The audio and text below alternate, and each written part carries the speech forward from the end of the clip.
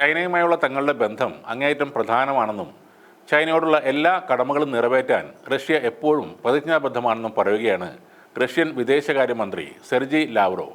American പോഡ്കാസ്റ്ററിന് നൽകിയ ഒരു അഭിമുഖത്തിലാണ് അദ്ദേഹം ഇക്കാര്യം പറഞ്ഞത്. ഇത്രയും നല്ല ദീർഘകാലാടിസ്ഥാനത്തിലുള്ള ഒരു ബന്ധം ചൈനയുമായി ഞങ്ങൾക്ക് മുമ്പൊരിക്കലും ഉണ്ടായിരുന്നില്ലെന്നും അദ്ദേഹം പറഞ്ഞു. ഇപ്പോൾ ഉക്രൈനിലെ യുദ്ധം വേഗത്തിൽ പരിഹരിക്കുന്നത് റഷ്യയുമായുള്ള പരസ്പര സഹകരണത്തിനുള്ള വഴികൾ തുറക്കുമെന്ന് അമേരിക്കയും കരുതുന്നുണ്ട്. അമേരിക്ക റഷ്യൻ ബന്ധങ്ങളിൽ സാധാരണ നില പുനഃസ്ഥാപിക്കപ്പെടുമെന്നും ഇരു രാജ്യങ്ങൾക്കും അവരുടെ അഭിപ്രായ വ്യത്യാസങ്ങൾ സമാധാനപരമായി പരിഹരിക്കാൻ കഴിയുമെന്നും ലാവ്റോവ് പറഞ്ഞു.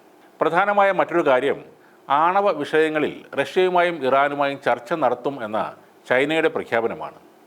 ഇരു രാജ്യങ്ങളും തങ്ങളുടെ ഡെപ്യൂട്ടി വിദേശകാര്യമന്ത്രിമാരെ യോഗത്തിനായി ചൈനയിലേക്ക് അയക്കുമെന്ന് ചൈനീസ് വിദേശകാര്യ മന്ത്രാലയം പറയുന്നു. ചൈനയുടെ വിദേശകാര്യ ഉപമന്ത്രി മാ ഷോവാസ്കു ഈ യോഗത്തിൽ അധ്യക്ഷത വഹിക്കും. 2022 റഷ്യ ഉക്രൈൻ യുദ്ധം ആരംഭിച്ചതിന് ശേഷം റഷ്യയും ഇറാനും കൂടുതൽ അടുത്തിരുന്നു. ജനുവരിയിൽ ഇരു രാജ്യങ്ങളും ഒരു തന്ത്രപരമായ സഹകരണ കരാറിൽ ഒപ്പുവെക്കുകയും ചെയ്തു. ചൈനയുമായും ഇരു രാജ്യങ്ങളും നല്ല ബന്ധം നിലനിർത്തി വരികയും ചെയ്യുന്നു.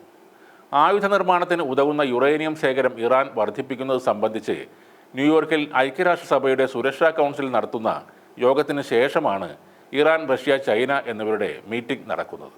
ആണവായുധം വികസിപ്പിക്കാനുള്ള യുറേനിയത്തിൻ്റെ സമ്പുഷ്ടീകരണം 60% പരിശുദ്ധിയിലേക്ക് ഇറാൻ എത്തിച്ചിരിക്കുന്നു എന്ന് UN ആണവ നിരീക്ഷണ സംഘടന മുന്നറിയിപ്പ് നൽകിയിരുന്നു. 2015 Britain, China, France, Germany, Russia, America എന്നിവരുമായി ഇറാൻ സംയുക്ത പ്രവർത്തന പദ്ധതിയിൽ ഒപ്പുവച്ചിരുന്നു.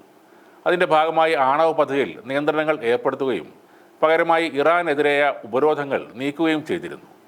എന്നാൽ ട്രംപിൻ്റെ ആദ്യ ഭരണകാലത്ത് അമേരിക്ക ഈ പദ്ധതി ഉപേക്ഷിക്കുകയും അതിൽ നിന്ന് പിന്മാറുകയും ചെയ്തു. ഇപ്പോൾ ട്രംപ് രണ്ടാമതും അധികാരത്തിൽ വന്നപ്പോൾ ഇറാനെതിരെ ഉപരോധങ്ങൾ വീണ്ടും ഏർപ്പെടുത്തുന്നതും ഇറാനിയൻ സുരക്ഷാ സേനയെ നോട്ടമിടുന്നതുമാണ് കാണുന്നത്. അപ്പോഴാണ് ഇറാനും റഷ്യയും ചൈനയും ചേർന്ന് ഈ ചർച്ചകൾ നടത്തുന്നത്. ഈ നീക്കങ്ങളെല്ലാം തന്നെ അമേരിക്കയുടെ നെഞ്ചിടിപ്പ് വർദ്ധിപ്പിക്കുന്നതാണ്. ലോകത്തെ ഭരിക്കാൻ തങ്ങൾ മാത്രമേ ഉള്ളൂ എന്ന അമേരിക്കൻ ധാർഷ്ട്യമാണ് ഇവിടെ തകർന്നു വീഴുന്നത്. ചൈനയെ ഒതുക്കാൻ അമേരിക്ക ഇനി വ്യാപാര യുദ്ധമായിരിക്കും നടത്താൻ പോകുന്നത്. എന്നാൽ വർദ്ധിച്ചു വരുന്ന സാമ്പത്തിക നില വെച്ച് നോക്കുമ്പോൾ ഈ വ്യാപാര യുദ്ധത്തിൽ ചൈന ഒരിക്കലും പരാജയപ്പെടുകയുമില്ല. മാത്രവുമല്ല, ചൈനയുമായി ബന്ധം ശക്തമാക്കുന്ന റഷ്യ കൂടെ ഒപ്പമുള്ള സ്ഥിതിക്ക് അമേരിക്കയുടെ കളികളൊന്നും ഇനി അവരുടെ മുന്നിൽ വിലപ്പോവില്ല. റഷ്യയുമായി ഒരു ബന്ധം സ്ഥാപിക്കാൻ ട്രംപ് വല്ലാതെ പരിശ്രമിക്കുന്നുണ്ടെങ്കിലും ട്രംപിൻ്റെ വാക്കുകളിൽ ഒരിക്കലും റഷ്യ വീഴുന്നില്ല. പകരം മൗനം പാലിക്കുകയാണ് പുടിൻ ചെയ്യുന്നത്. ഗാസയിൽ നിന്നും പലസ്തീനികളെ ഇറക്കിവിട്ട് അമേരിക്ക അത് ടൂറിസ്റ്റ് കേന്ദ്രമാക്കി മാറ്റുമെന്ന ട്രംപിൻ്റെ പ്രസ്താവന ഇപ്പോൾ അദ്ദേഹം തന്നെ മാറ്റി പറഞ്ഞിരിക്കുകയാണ്. പലസ്തീനികളെ ഒരിക്കലും ഗാസയിൽ നിന്നും ഇറക്കി വിടില്ലെന്നാണ് ഇപ്പോൾ ട്രംപ് പറയുന്നത്. അതിൻ്റെ പിന്നിലും ഈ 3 രാജ്യങ്ങൾ ഒരുമിക്കുന്നു എന്ന ഭീതി തന്നെയാണ് ഉള്ളത്.